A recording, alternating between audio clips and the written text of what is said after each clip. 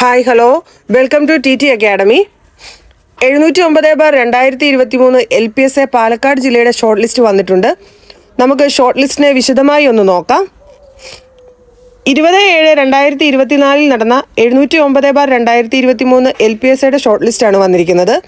പാലക്കാട് ജില്ലയിൽ ഈ തവണ കട്ട് ഓഫ് മാർക്ക് 46.33 ആണ്. 349 ഉദ്യോഗാർത്ഥികളാണ് മെയിൻ ലിസ്റ്റിൽ ഉൾപ്പെട്ടിരിക്കുന്നത്.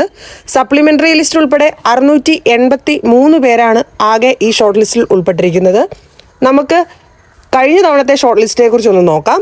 കഴിഞ്ഞ തവണ 24/11/2020 നടന്ന 516/2019 പാലക്കാട് ജില്ലയുടെ കട്ട് ഓഫ് മാർക്ക് 41.33 ആയിരുന്നു. ആ തവണ മെയിൻ ലിസ്റ്റിലുണ്ടായിരുന്ന കാൻഡിഡേറ്റ്സിൻ്റെ എണ്ണം 447 ആയിരുന്നു. ഇനി നമുക്ക് നിലവിലെ പാലക്കാട് ജില്ലയുടെ LPSAയുടെ നിയമന നിലയൊന്ന് നോക്കാം. 250 പേർക്കാണ് നിലവിൽ അഡ്വൈസ് പോയിരിക്കുന്നത്.